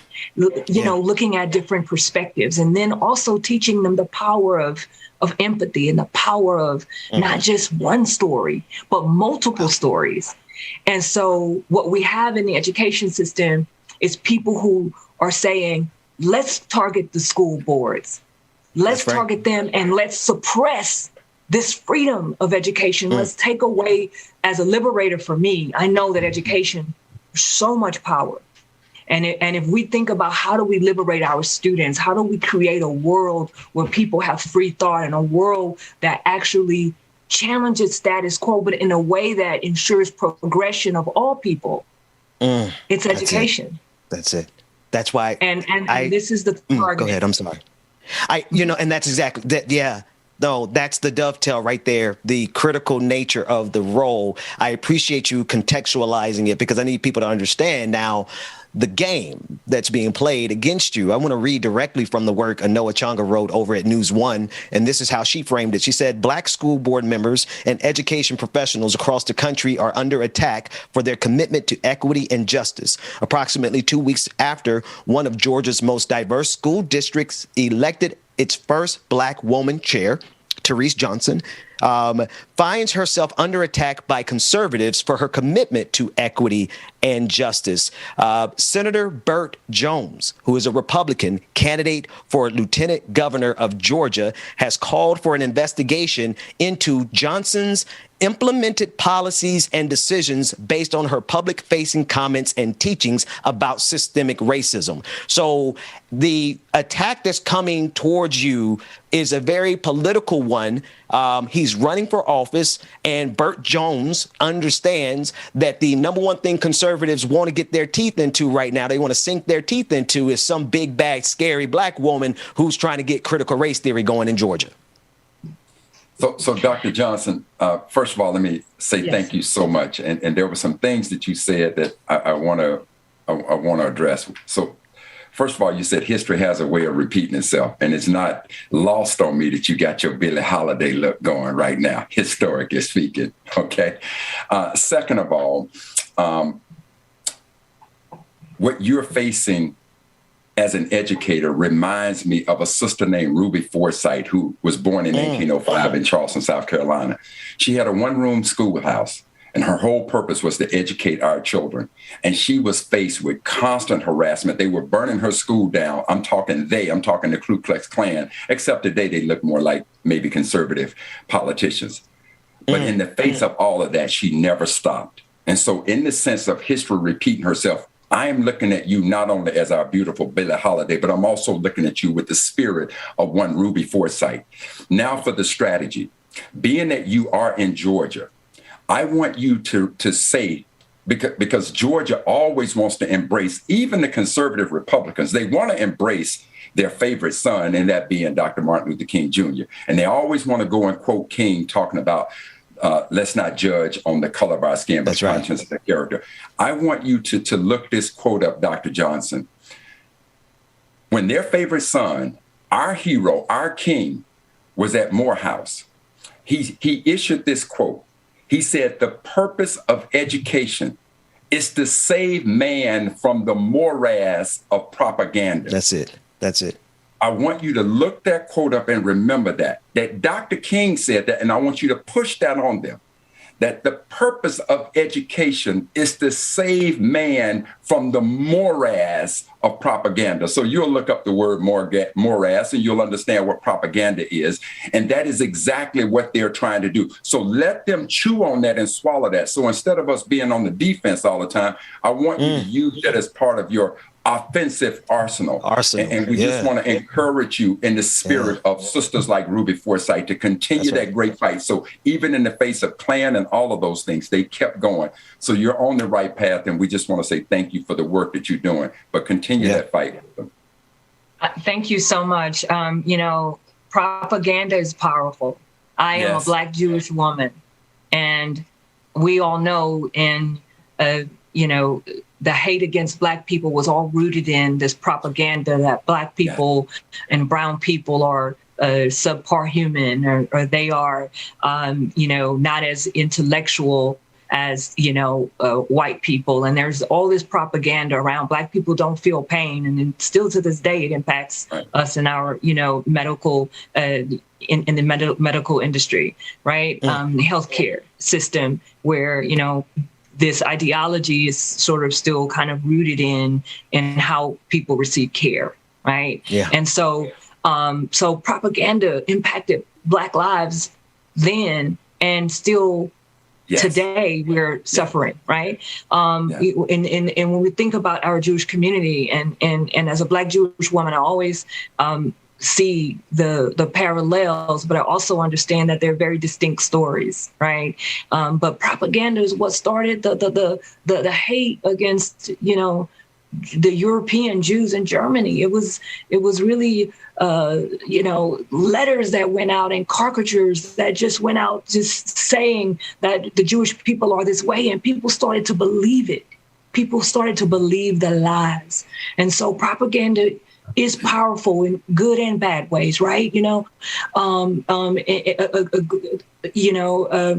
If we use media to really share the power of unity and share about the power of diversity, equity, and inclusion, and how important it is for us to embrace one another and be okay with difference, be okay with not always agreeing on things and seeing and sharing the same values and ideologies. That's okay, but understanding how to respect one another. Let's use media in that way. Let's, create,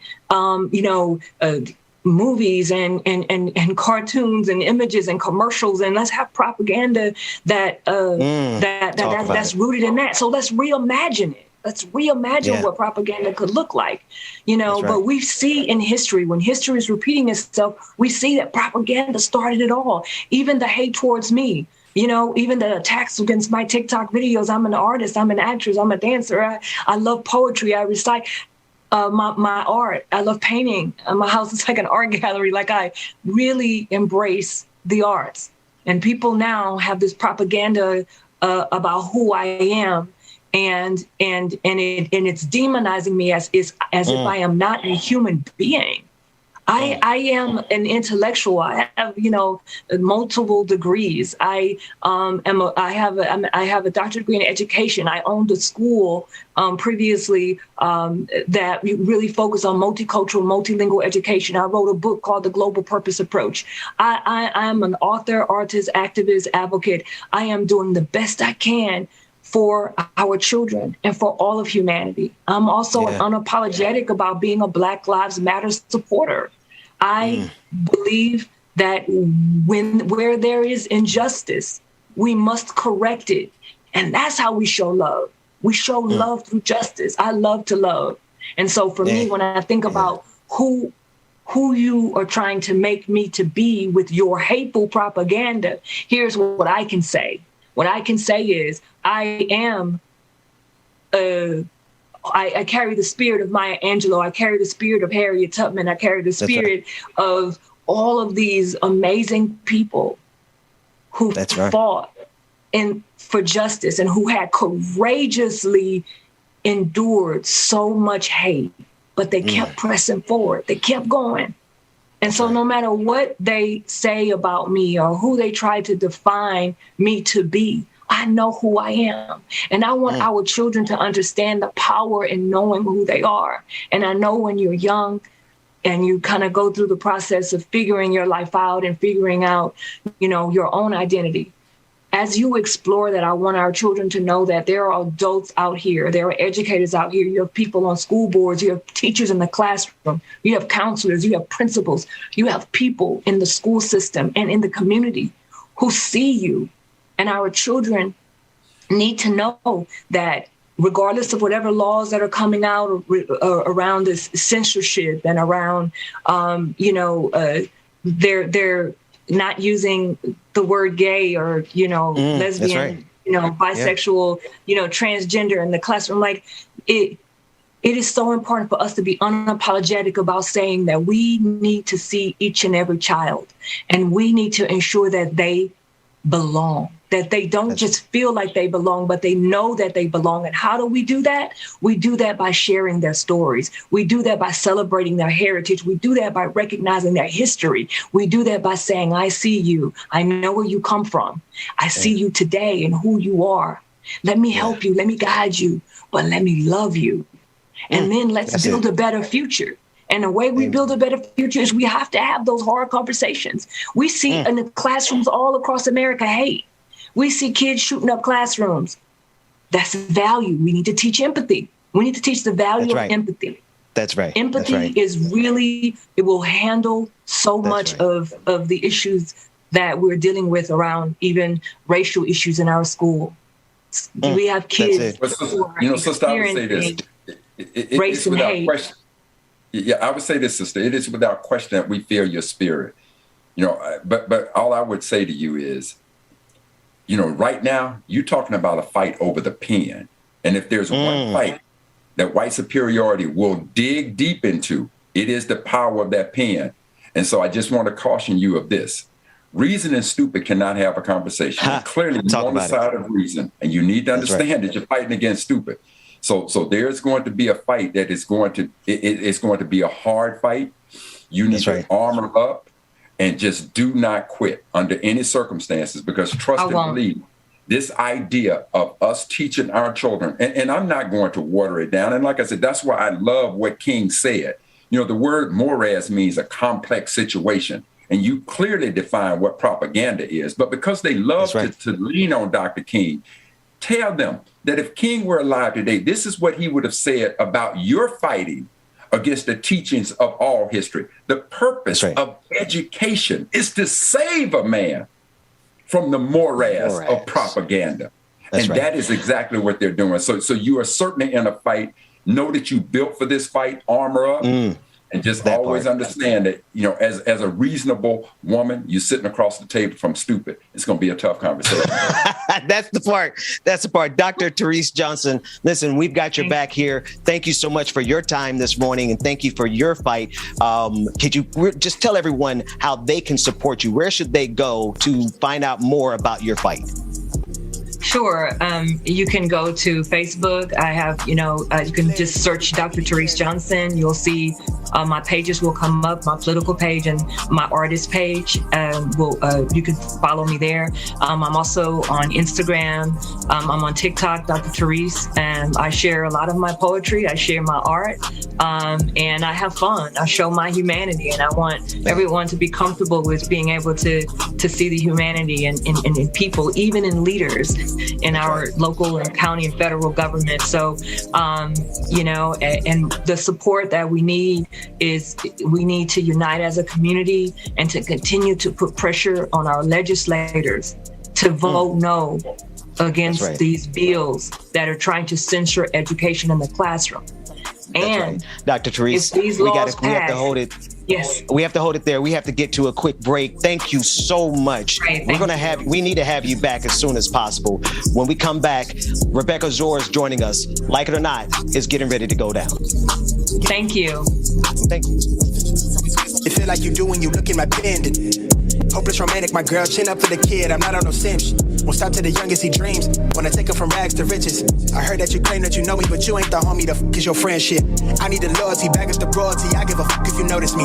Ain't nobody holding me. Big wave at your short line, so they know it's me. Big boy from the coast. Y'all make sure y'all stay tuned, with a man. new We got pen, more going coming up ISO, next. tell him don't reach. Ice cold with no fleece. I'ma need safety. Tell her I can't snake me. Ray gun off safety. My girl so tasty. Tell her it's your world. She want the two-tone spaceship. Blow smoke screen daily, so the stress don't face me. I'm going, hey, look, I'm going, yeah, I'm going, crazy, wave, yeah, crazy, yeah, look, I'm going, crazy, wave, hey, look, going, yeah, I'm going, crazy, wave, yeah, crazy, yeah, look, I'm going, crazy, wave.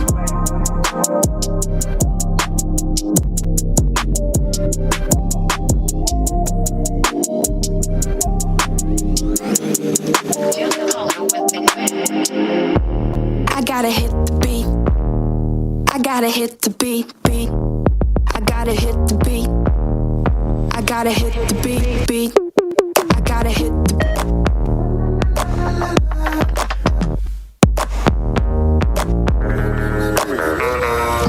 beat. I gotta. I gotta. Pop that bottle, it's over. It's the end of October. Champagne on the shoulder. This is my exposure. Pop that bottle, it's over. It's the end of October. Champagne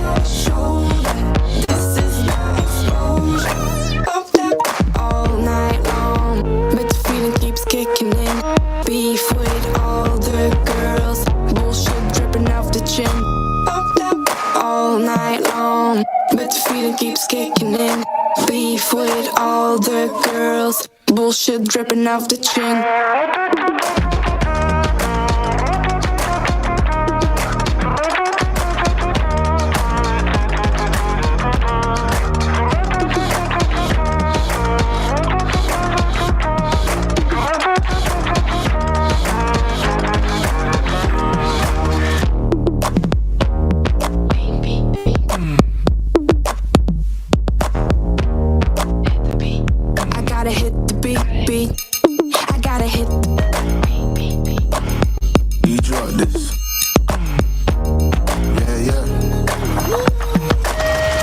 Bringing anything to the table, bro. I'm not your son, see I'm able. I do my own bits. Limited edition of some missing classic shit. I know that you're feeling it. Feel mad, cold nights feel heavy. Same place, going in the heart of the city. Nitty gritty feels iffy and the eyes feel shifty. The shit we're in, yo, it's all mad risky. All night long, but the feeling keeps kicking in. Beef with all the girls, bullshit dripping off the chin. All night long, but the feeling keeps kicking in. Y'all make sure y'all stay cool, man. We got more coming up next on the bullshit dripping off the chin. Make sure that you have your face in the place tomorrow. Patron party is going down tomorrow night. All black everything. Make sure that you are ready.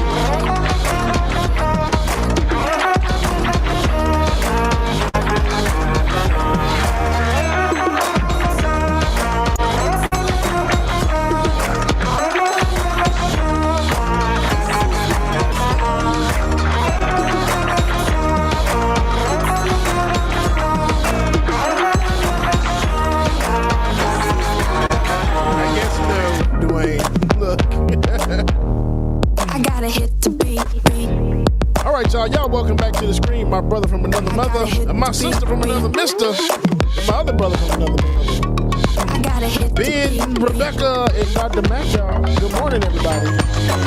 Like it or not, with Benjamin Dixon starts now.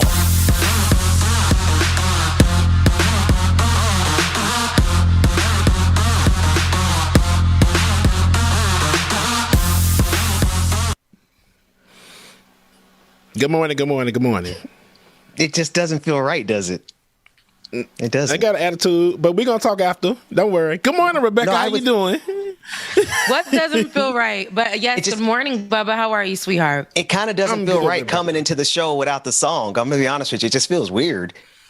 Can we? We got a guest. We can't. We don't have time. So I know Bubba said that I wasn't going to play it. I said I ain't going to play it because this is the reason. Oh, you protesting? You protesting on your own show? I ain't protesting. He organized it on his own. Look at me. I'm trying to figure out what's going on because I was at the Dove since 8:57. You weren't. The camera. Like I said, we'll talk after because we is on the air right now. We got a whole show to do and a whole like it or not, where we are free to tell the truth. And not care who doesn't like it. Good morning, everybody. It is February 10th, 2022. Y'all ain't gonna see me tomorrow, so I have to say that early on because I know it might go to the next show. Yeah, I have a trip. I already told you. Okay. I have to go, but I know that you guys are gonna have an all black. I know that you guys are gonna have an. I'm sorry. I apologize, Bubba, and I know that we got together. I like. So I like the way you guys popped in Dr. Carl Mack just like that. So I didn't like know the Matrix. Yeah, I know you guys can do that because I know I'd be at the door and it'd be like I can't really get the thing. Shady. But it's very nice to see you, Dr. Carl Mack. Thank you for joining us today.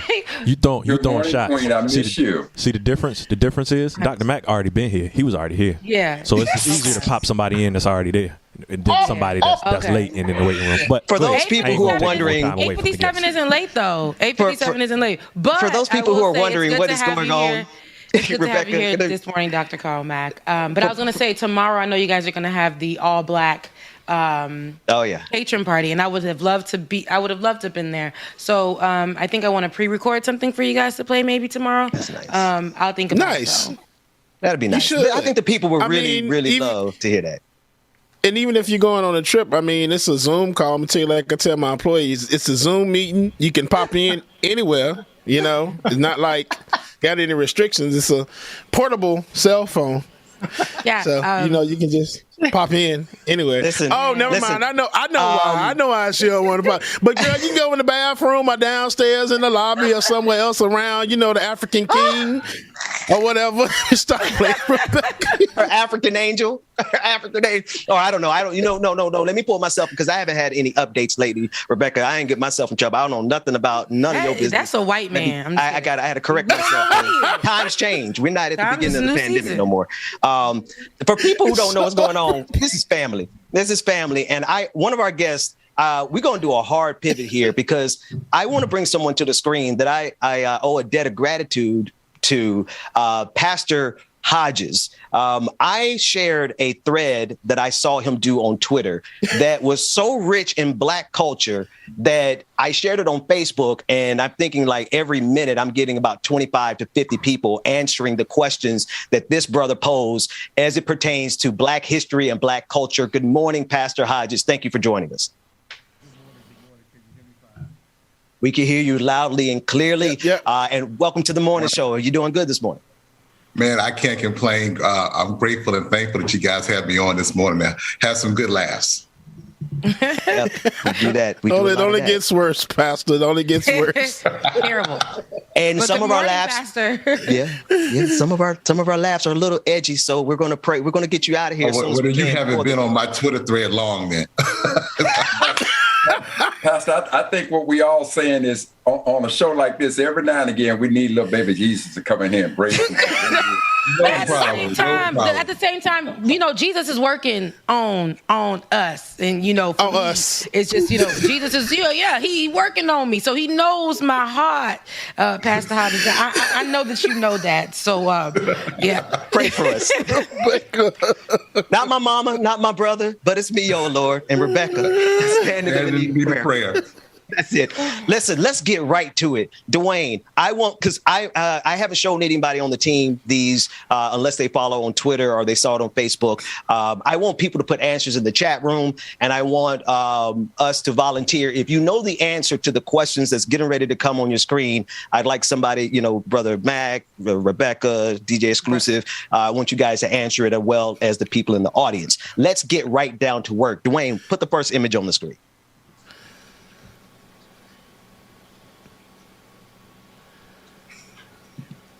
Black history question. What kind of cars do these sisters drive? I didn't want to start Pink here. Cadillac They don't all drive the same car. Pink Cadillac, though, because one of them have did the most when they worked at Mary Kay with Mary Kay. So one of them drive a pink Cadillac. Okay, the Mary Kay edition. What is the right answer, Pastor Hodges? The right answer is any order of Cadillacs, Lincolns, Buicks, Grand Marquis. In that order, all those answers are acceptable. I was told, though, the woman on the far left drives a tan Mercedes. Somebody found the real woman and said, somebody was like, wrong, she drive a Mercedes Benz. Mercedes. Okay. Got to put some respect on her name. I dig it. Bring up the next one. They all tried to outdo each other with the furs. And with the hats. Exactly. Yeah. Yes. My mother would love this. 65 degrees that day. It's the one in the middle that says she has to have the interchangeable, like the ones that go to the shades when they go outside. Yeah, so she won because she got the nice little slim glasses that go into that go into like shades when you step outside. Oh my goodness! And they all make good potato salad. That's right. Yes. That's right. They put their foot in the potato salad, and nobody can come into the kitchen when they cooking. Ain't no raisins in those potato salads. Ain't no raisin, not a nary raisin in those. Let's go to the next image, Dwayne. Let's ask the next one. Black history question. What is this black man asking? Drop the lower third for them so they can see what's in his hands. What is this black man asking? He's asking how many you got. What you got? How many books you got? An alternative one is I know you didn't just cut me. It is. This is some shape of reneging here. We definitely reneged on something here. Yes. Somebody cut a queen. So he's upset. He asked, "Do you know how to play spades?" Nephew, no, nephew, that's not the right call, nephew.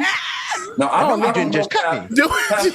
Pastor, I wouldn't know if he's questioning reneging right now because he had too many cards in his hand. I think the question is how many you got because I'm looking at running the Boston right now. Okay, there you go. That's a fair analysis. Now, I went to 2 HBCUs and I had to admit that I don't know how to play spades. I went to Howard. You went to Howard, and what was that? What was the other school? Virginia Union. Virginia Union. Oh, that's cute. I mean, that's about right though. Up north, they really don't know how to play spades that well, so that's okay. I don't know how to play spades at all either. I don't know how to play spades at all either. I feel like I need to be taught. I went to an HBCU as well, the number one HBCU in the nation, Florida A&M University, sitting on the highest of Seven Hills in Tallahassee, Florida. And I still don't know how to play spades, but that also could be because I'm Haitian, so we do dominoes. But yeah, but they don't teach you after you get to 25. If you get to 25, no one can be taught. That's what I was told. Okay. These are facts. Okay, so it's over for me. I can't even be the one at the doorway trying to see what they got going on because it's going to be like, girl, go sit down. We don't teach here. Yeah, they're going to tell you to bring snacks. Rebecca, you better go get I'm going to bring the snacks on your phone or something and learn that way. Yeah, there's plenty of apps. Wait, what you said? What you said? There's plenty of apps to learn. In the year of our Lord, on Beyonce's internet, I don't believe I should be sitting down with somebody who don't know how to play spades. My wife don't. It's a FAMU thing. My wife doesn't know how to play spades. It's a FAMU thing. Well, I'm also Haitian. They don't play spades in Haiti. They play dominoes. They don't play spades. So I don't know. Let me say this to all of you all. Since you all are equating spades to HBCUs, I'm going to put all y'all in the rookie category because before, when little white kids was learning how to play checkers, in the South, deep South, we would learn how to play spades at an early age. So trust and believe. He was not talking about what you're cutting. He was asking whether or not we're ready to run this Boston, okay? Okay. I know that the closest I got to spades was whatever that damn card game was on, you know, when you first got the computer with the booty in the bag. Solitaire? You know, and they came with that. Solitaire, Rebecca? Yes. You don't even know how to play Tonk Goldfish? Goldfish? Yeah. Blessed be the name of the Lord. Let's go to the next one. I'm going to help my sister out here. What's the next one, somebody? I got a little delay. I don't know if it's on the screen. Here we go.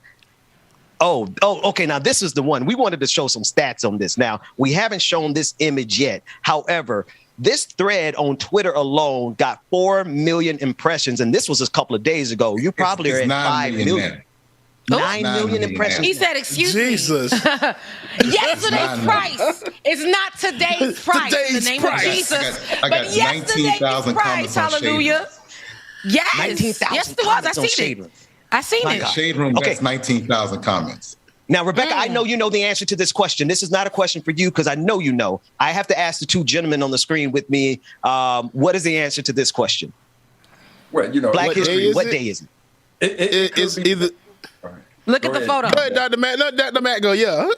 Well, you know, look, it could be Sunday morning, Saturday night. You're getting ready for church, or it's gonna be Friday night. You're getting ready to go to the club on Saturday. So, you know, it's something. And that's what I was going to say, Dr. Matt. You in. And for me, it's giving me flashbacks. It's giving me flashbacks of a Saturday night or of the mid Saturdays when my mom washed my natural hair, had to part it in 4, had to detangle it. I was crying many, just hours and hours. They couldn't get through it. Had to put the bulugogo, which the little barrettes at the end, but the bulugogo was the little bubble thingies that you put in your hair. Then I had to do ribbons because the other kids wasn't do ribbons, but my Haitian behind had to do ribbons, bulugogo, and the little things at the end. And then when she tried to press the front, how I got 5, 6, 7 braids in the back, and I got to look because she's doing the hot comb. It was on the stove. Now we got to bring me over by the stove and press that baby up like that. Now you could be using the blue magic grease, okay?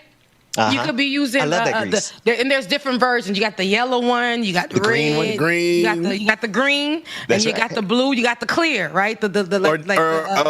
Or Dax. Y'all know y'all remember Dax. To make sure. Come on, somebody. When you had like the edges that rolled up quick, they curled. I'm gonna say they curled up. You had to put that Dax on there to let her sit right. Then you had to wrap it up. Then you sleeping on all of that. That was dangerous for kids. All of this whole process, but you was good for Sunday morning because your mama made sure that she was gonna look. Your mama or your auntie, whoever was doing your hair, they made sure that she was looking good for Sunday morning for Bible study. Just trust and believe, Queen. If they missed a spot, it was always with Oh my God, it was terrible. Now listen, I just want to enhance this a little bit because some of the answers I saw weren't really answers, but they contextualized it. I saw people saying they could smell this image. And I promise you, I grew up with 3 sisters. That's right. I smelled it. A man walked in the house and he smelled that. He knew it wasn't no cooking going on. Mama was getting that hair right for them. It was burnt hair. It was burning hair. Burnt hair and skin. And that's the other thing people said. Here, but then Mama put a little Vaseline on it, just a little Vaseline right there, and a little bit of the green or the white alcohol, the clear alcohol. Just sit that right there like that there, and you good to go. And you good to go. Make no mistake about it. If the Vaseline and none of that worked, a little spit. Why? But why was it, Mama? Like, here you go. Everybody know this.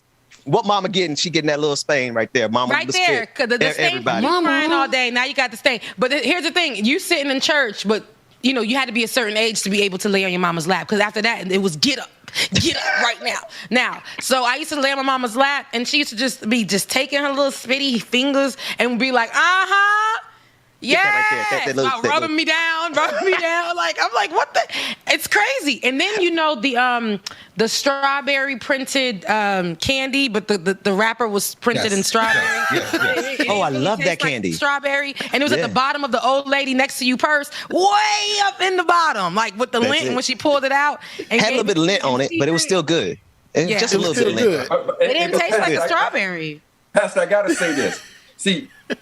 Everybody's saying Blue Magic and Dak, but see what I remember being that I know what you're gonna say. Of this group before it was Blue Magic, it was Afro Sheen, baby. That's what we had. Yes. We had the Afro Sheen. You talking about that brown bottle with the brown writing on there that give you out a little juice on the front? Orange. No. What color was that bottle? It was yellow, wasn't it? No, see what I'm saying, Pastor. Put a picture of some Afro Sheen up there and get them right. I think Afro Sheen was green, wasn't it? There you go. Man, you're right. You just called it all out. I don't know. I'm old enough to know that one. I know what I do know. I know what I do know. I had a sister who had to go through all of that, so I saw. Youngers, I'm sick of y'all youngers. It was the Soul Glow. I know Soul Glow. I know the Jerry curl people juice. People leaving curl juice on people's couches, on people's leather couches. That's why they had them wrapped in plastic. That's why they got. Speaking of, before there were Jerry curls, there were afros. It was Afro Sheen. That was the originator. And trust and believe. Now, if you couldn't afford the Afro Sheen, that Vaseline worked just fine. Let's go to the next image. Let's go to the next image real quick. What you got next, doing? I got you. What two statements would your mother say before you entered the store, James? You touch anything, I'm gonna hit you. Don't touch anything, and act like you got some sense when you go in the store.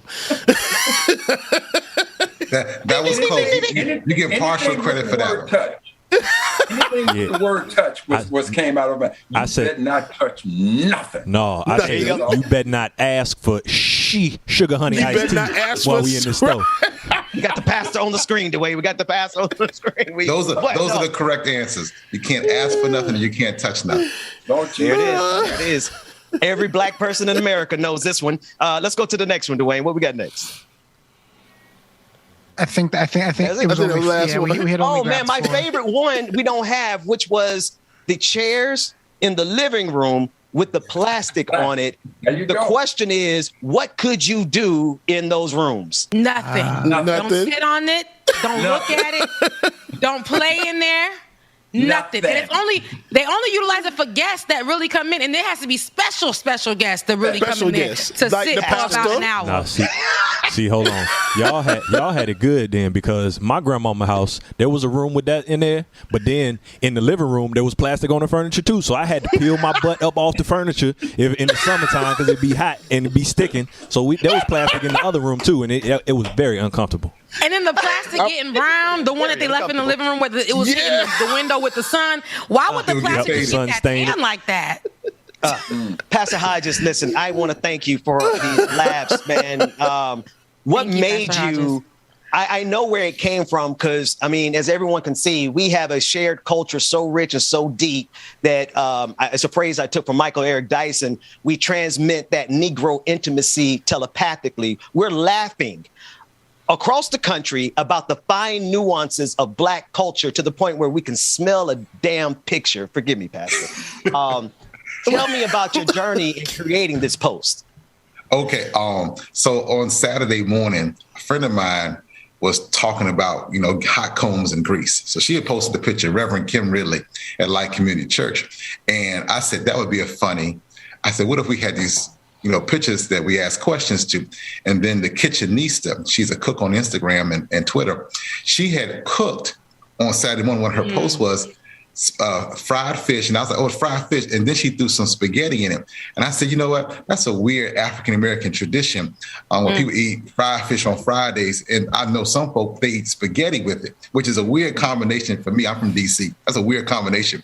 But I pastor in the South, and they do that, fried fish and spaghetti. And I said, that's interesting. I said, I wonder if I put pictures up, if people would, I'll throw some questions with it. Because I did one with who your mother is not. And it's you got a choice, Boo Boo the Fool or one of your little friends. So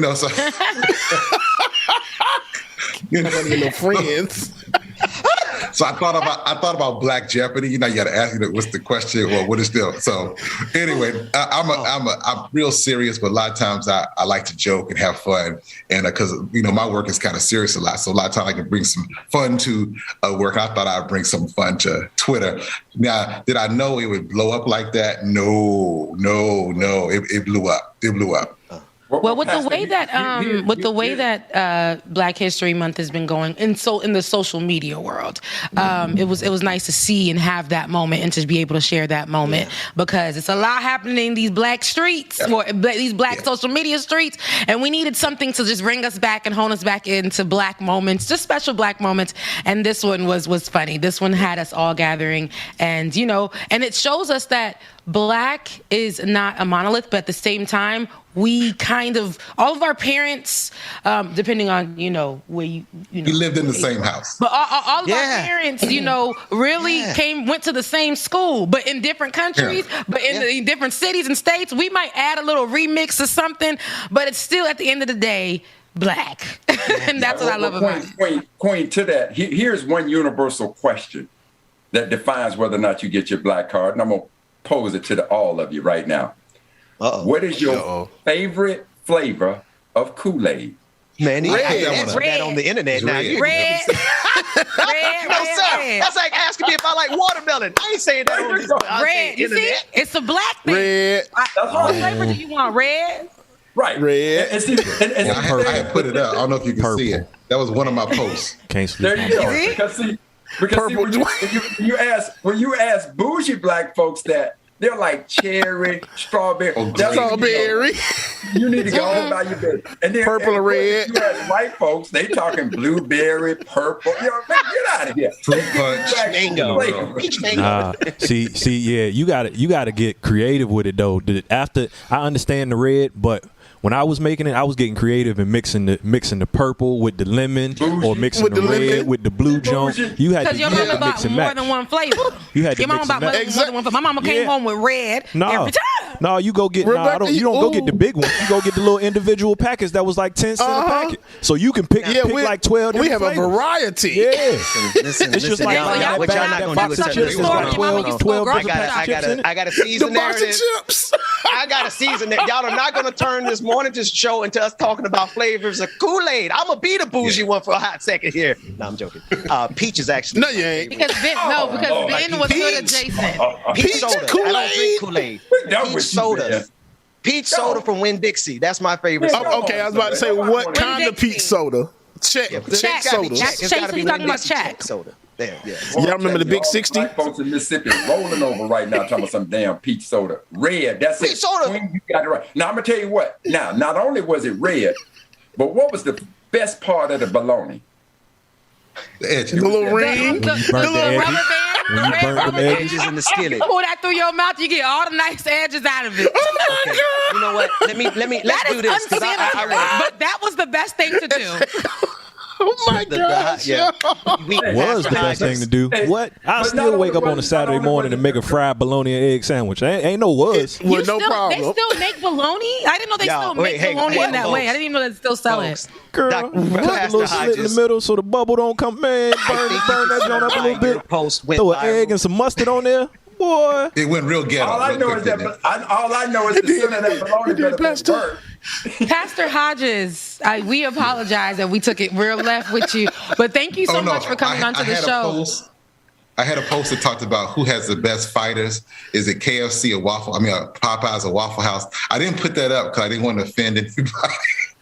Oh, you didn't, but you didn't add Church's Chicken. In some areas, Church's Chicken is what it is. No, you said the best. I don't think they can outfight Waffle House or Popeyes. So Waffle House is it for me, especially here in Atlanta. Waffle House. You mean who has the best fights in those restaurants? Okay, I get it now. Yeah. I think it would always be Waffle House. Whose workers have the best hands. Okay, the workers that have the best hands will always be Waffle House. I heard that in the interview process, they ask you, can you fight?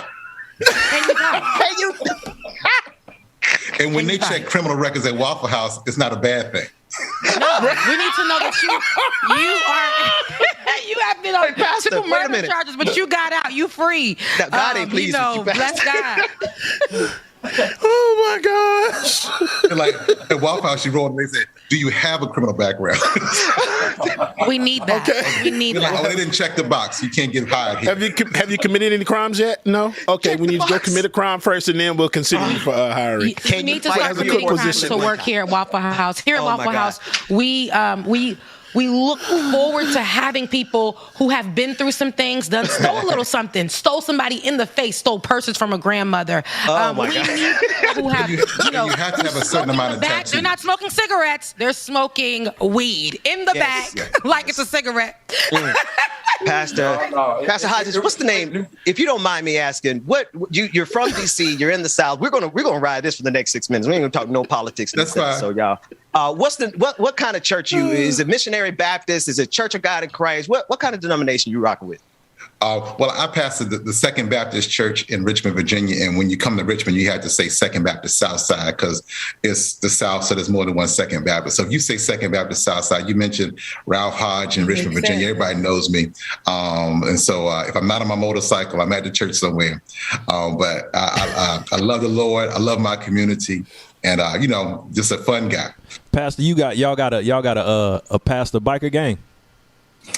We actually host the largest black biker ride in the state of Virginia. We have about 500 black bikers show up every year. We raise money for sickle cell.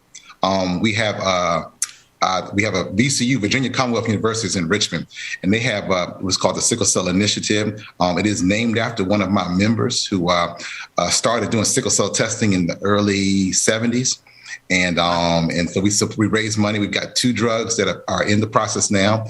And they've been a review for sickle cell. So so because we're working the health department because we're one of those churches. We were doing the vaccine since February of 2020. So we work in partnership with local health departments. And one way to raise money, really raise awareness. That's awesome. Is I get 500 brothers and sisters on motorcycles, and we drive parade through the city, and it gets the kids excited. It gets a reason for those of us who are riders to show off the ridiculous amount of money we spend on our bikes. You must be driving a Harley. Are you doing Harley? Oh yeah, I'm a road glide. Yeah, if you go to my Twitter page, I'm on one of my Harleys there, my black one. I got an orange one, but I'm on a black one there. So. That's awesome. But it's just a fun thing. Pastor, can you drop the name of that organization one more time in case people are able to It's the Unity Ride for Sickle Cell at Second Baptist Church. Unity Ride for Sickle Cell, Second Baptist Church in Virginia. Wow. Yeah, so we do it every I guess, since you're in Virginia as well. Dwayne?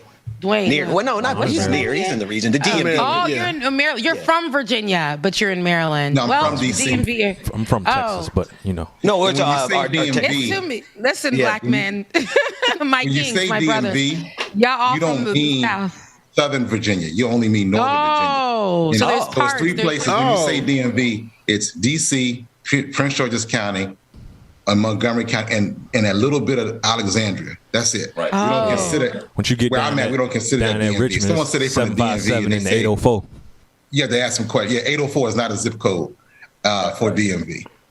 Right. Okay, so learn something new every day.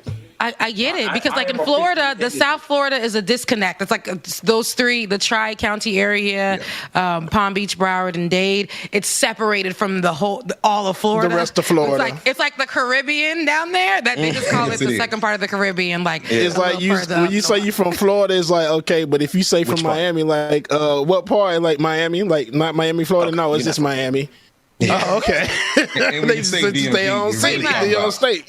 The black part of DC area. That's when you say DMV. That's what you mean. Okay. I just love. I want to. We only have about 3 minutes left here, but I just want to just kind of say we brought you in this morning because that cultural icon of a post, right? I didn't know you had that many hits over there on the. Would you say the Shade Room? Was it like 19,000 comments? That's amazing. I mean, you can't even read all the 9 comments. 9 million hits. Right. But then we quickly found out that you're doing some serious work there in your community on the ground in ways that we probably should have you right back as soon as we can to discuss that program and how we can help and promote it. That would be awesome. Like we do the ride every first Saturday in May. And so we start planning it now because we just finished our vaccination. We were a vaccination site and testing site for 365 days. And so we just finished that. So we're open. We haven't really moved to open our services yet because we were doing testing and vaccinations at the church, which was what we needed to do in our community. But now we're kind of moving, that's kind of going down. So we're going back into our regular ministry. We'll open back up in March. And so we already started the planning for the Unity Ride. And I would love to come on and talk about sickle cell, talk about getting tested, what you need to do to get tested, and also how to support. One of the things we do at Second Baptist Church is we talk about racial health disparities and racial wealth disparities, but racial health disparities. We talk about that in partnership with our local hospitals and how African Americans need to get involved in organ donation, testing. A lot of times when they do testing for vaccinations and things, they don't have enough numbers of African Americans due to the historical issues of racial discrimination and different things that have happened to us in regards to healthcare. So there's some real reasons for hesitancy, but we also try to help people overcome that and realize what we should be involved in. Because a lot of times when they do testing, they don't have our numbers in that category. They don't have our people there. Pastor, very, very quickly on sickle cell. Clearly, sickle cell was a disease that primarily affected African Americans. And at one time, there was a great deal of financial support going towards it. So can you just speak to how prevalent sickle cell is today and what the funding for sickle cell research looks like? Hold on, my robo vac just started. A real black moment there. I used to be able to rattle off a lot of facts. But sickle cell is a disease that affects a lot of people who have their DNA history that's around the Mediterranean. So you're going to see North Africans and you're going to see those Southern Europeans, Italians, have that trait. So if you have that, and so it's not just a primarily African American trait, but it is that area, North Africa, and that part of Southern Europe, like Italy. And so anyone who has that kind of DNA, so if you're black, you need to get tested. Only because one person with sickle cell won't pass it on, but if a husband and wife or have sickle cell, they can pass it on to their child. And so the testing becomes important because what happens, the blood vessels do what they call like a sickle. So instead of being kind of roundish, it's kind of curved. It doesn't flow through the bloodstream correctly, which causes extreme amount of pain. And they call them crises, sickle cell crisis. And when a person goes into that, it can be deadly. And a person with sickle cell does not always have a long lifespan. They don't live long, 40, 50, because of that. And they go into a crisis.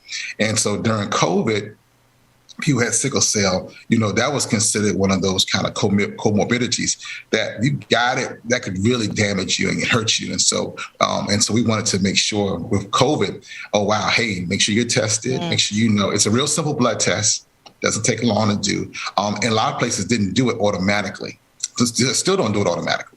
The person, Florence Neal Cooper Smith at our church, who they call her the sickle cell pioneer in Virginia, she was the one that said, people need to be tested. And it's not just, like I said, African Americans. If you trace your roots back to North Africa, which is most Northwest Africa to most of us, but also Europeans who are Southern Europeans, Greece, Greek. If you're Greek or Italian, you definitely need to be checked because it originated in the Mediterranean area. That's what they say. Wow, that's something. And I mean, we're here now, and I mean, we there's no rush. But the reason, do you have the information as to why the blood developed that way in that specific reason? And was that development a result of kind of like survival for us in that region? I don't. I can probably get that information because the person that runs Dr. Wiley, who runs the Sickle Cell Initiative at Virginia Commonwealth University, is a good friend of mine, and I can ask him to get all that information. Yeah. If you guys can bring me back to talk about sickle cell, we'll bring you back. I will have we'll definitely bring you back. All of the data. I just wasn't prepared today. We came in laughing this morning. Yeah, I love it. But I would definitely share that, and just make sure you have their contacts too if you want to get more information. But it is important for African Americans, especially if you plan on having a family, to get tested and to know, and your partner to know what your sickle cell situation is, so that you understand what you're getting into if you both carry the sickle cell trait. Well, folks, I think that's as good a place as any. Did not our hearts burn within? I know all the pastor colloquials. You sound like you're from church now. Don't go to church. I grew up. Wait. If I had a ham, we have church folks on the show, then you want to start tapping in, because usually it'd be like, I'm a Sunday school dropout, I'm a pastoral dropout. I don't even do the church no more. He's trying to tap in, let not our hearts be weary, and we don't. You're still in the streets with us, okay? I am. I'll see y'all. I might do an Instagram. And the Lord still loves us. Thank you so much, Dr. Hodge, for coming on to the show. Thank you. Yeah, Pastor Hodges, thank you so much, sir. My pleasure. My pleasure. Pastor Hodges. We'll see everybody tomorrow. Take care, everybody. All right. Y'all have a good one. All right, y'all make sure y'all stay tuned. We are going over to the after party. Since I ain't playing it, we had the good pastor on. I couldn't get sneezing. Now I can play a little bit of it at least. And man, greatly appreciate everybody for tuning in this morning. So make sure that Patreon.com/LikeItOrNot. Y'all. Patreon party tomorrow is going down all like everything. And no, that doesn't mean that you have to be black to be there, but it's gonna be some black ass music. I'm just letting you know. Really black. Blackity black. Whoopi's gums black. Bernie Mac black. Just black. Stay dropping them jams. Bruce Leroy black. It's going down. My lips black. Okay? Y'all make sure that y'all stay tuned. We going over to the after party. Like it or not. It's starting. Hey man, we'll see y'all tomorrow. Your affirmation today before David cut his street, because y'all know David. I choose to make today a good day. God dang it, never mind. David had already reset the damn stream, y'all. But it was going to be, I choose to make today a good day. I choose to make today a good day. Right. Love y'all, mean it. No, leave me alone, Rebecca Hale. Again, your affirmation for today is, I choose to make today a good day. I choose to make today a good day. We are in the after party now, y'all. Y'all make sure that y'all stay tuned. We coming right by. Yeah. What song I'm about to play?